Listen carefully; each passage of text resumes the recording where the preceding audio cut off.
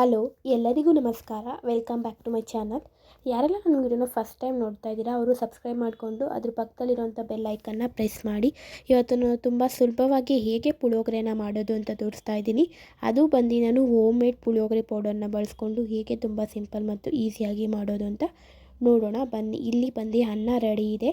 ಈಗ ಬಂದು ನಾನು ಒಂದು ಪ್ಯಾನ್ ತೊಗೊಂಡಿದ್ದೀನಿ ಅಥವಾ ಒಂದು ಬಾಣಲಿನ ಸಹ ನೀವು ತೊಗೋಬೋದು. ಅದಕ್ಕೆ ಸ್ವಲ್ಪ ನೀವು ಎಣ್ಣೆ ಹಾಕಬೇಕಾಗುತ್ತೆ.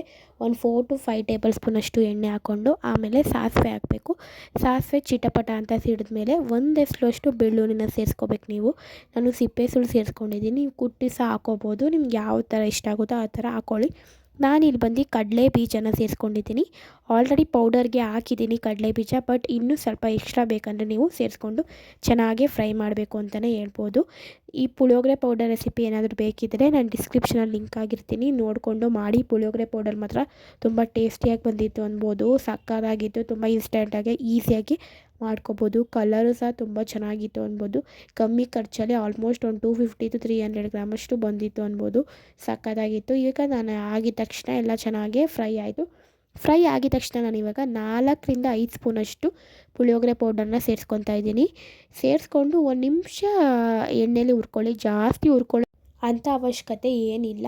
ಸ್ವಲ್ಪ ಮಾತ್ರ ಹಾಕ್ಕೊಂಡು 1-2 ನಿಮಿಷ ನೀಟಾಗಿ ಕೈ ಆಡಿಬಿಡಿ. ಕೈ ಆಡಿದ ನಂತರ ನೀವೇನು ಮಾಡಬೇಕು ಅಂದರೆ ಹುಣಸೆ ಹಣ್ಣಿನ ರಸ ನಿಮಗೆ ಗೊತ್ತಿರುತ್ತೆ, ಸ್ವಲ್ಪ ನೀರು ಮತ್ತು ಒಂದು ಸ್ವಲ್ಪ ನಿಂಬೆಹಣ್ಣು ಗಾತ್ರದಷ್ಟು ಹುಣಸೆಹಣ್ಣನ್ನ ಸೇರಿಸ್ಕೊಂಡು ಒಂದು ಅರ್ಧ ಗಂಟೆ ನೆನೆಯೋಕೆ ಬಿಟ್ಬಿಡಿ. ಇನ್ಸ್ಟೆಂಟಾಗಿ ಬೇಕಂದರೆ ಬಿಸಿನೀರು ಹಾಕ್ಬಿಟ್ಟು ಒಂದು 5 ನಿಮಿಷಕ್ಕೆ ನೆನೆಯೋಕೆ ಬಿಟ್ಬಿಟ್ಟು ಚೆನ್ನಾಗಿ ಕ್ಯೂಜಬೇಕು. ಆ ಪಲ್ಪೆಲ್ಲ ತೊಗೊಬೇಕು. ಆ ಪಲ್ಪೆಲ್ಲ ತೊಗೊಂಡು ಏನು ಮಾಡಬೇಕು, ಇದು ಸ್ವಲ್ಪ ಯಾವ ರೀತಿ ಆಗಿರುತ್ತಲ್ಲ ಈ ರೀತಿ ಆಗಿರೋದಕ್ಕೆ ನೀವು ಹುಣಸೆಹಣ್ಣು ರಸನ ಸೇರಿಸ್ಕೊಂಡು ಚೆನ್ನಾಗಿ ಮಿಕ್ಸ್ ಮಾಡ್ಕೊಂಬಿಡ್ಬೇಕು. ಚೆನ್ನಾಗಿ ಮಿಕ್ಸ್ ಮಾಡ್ಕೊಂಬಿಟ್ರೆ ಆಯಿತು.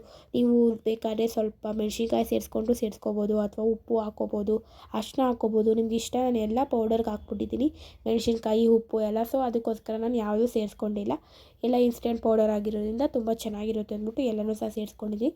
ನೀವು ಅಂಗಡೀಲಿ ಏನಾದರೂ ತಂದು ಮಾಡ್ತಾಯಿದ್ರೆ ಪುಳಿಯೋಗರೆ ಗೊಜ್ಜನ್ನ ಪೌಡರ್ನ, ಅದಕ್ಕೋಸ್ಕರ ನೀವು ಆವಾಗ ಉಪ್ಪು ಖಾರ ಎಲ್ಲನೂ ಸಹ ಹಾಕಬೇಕಾಗುತ್ತೆ. ಸ್ವಲ್ಪ ಬೆಲ್ಲ ಅಂದ್ರೂ ನೀವು ಹಾಕಬೇಕಾಗುತ್ತೆ.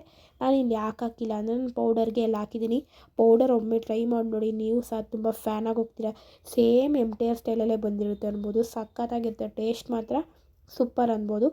ಅದಕ್ಕೋಸ್ಕರ ನಿಮಗೆ ತೋರಿಸ್ತಾ ಇದ್ದೀನಿ ನೋಡಿ. ಈಗ ನೋಡಿ ಆಯಿತು. ಸ್ವಲ್ಪ ಪುಳಿಯೋಗರೆ ಗೊಜ್ಜನ್ನ ಎತ್ತಿಕ್ಬಿಟ್ಟು ಇನ್ನೂ ಸ್ವಲ್ಪ ಪುಳಿಯೋಗರೆ ಗೊಜ್ಜಿಗೆ ಮಾಡಿರುವಂಥ ಬಿಸಿ ಅನ್ನ ಅಥವಾ ತಣ್ಣಗಿರುವಂಥ ಅನ್ನ ಯಾವುದಾದ್ರೂ ನೀವು ಸೇರಿಸ್ಕೊಬೋದು. ಬಿಸಿ ಅನ್ನನ ಸೇರಿಸ್ಕೊಂಡು ನಾನಿಲ್ಲಿ ಚೆನ್ನಾಗೇ ಮಿಕ್ಸ್ ಮಾಡ್ತಾಯಿದ್ದೀನಿ. ಚೆನ್ನಾಗಿ ಮಿಕ್ಸ್ ಮಾಡೋದಂತೂ ತುಂಬ ಇಂಪಾರ್ಟೆಂಟು.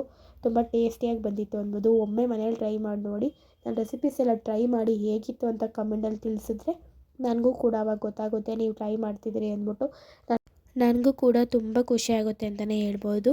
ಈ ರೆಸಿಪಿ ಬಂದು ನಮ್ಮಮ್ಮ ಮಾಡಿರೋದು. ಪುಳಿಯೋಗರೆ ಪೌಡರ್ ನಾನು ಮಾಡಿದೆ, ಬಟ್ ಗೊಜ್ಜು ಮಾಡೋಕ್ಕೆ ನಮ್ಮಮ್ಮ ಮಾಡಿದ್ರು. ವೀಡಿಯೋ ಸ್ವಲ್ಪ ಈ ಕಡೆ ಆಗಿದೆ. Thank you so much for watching.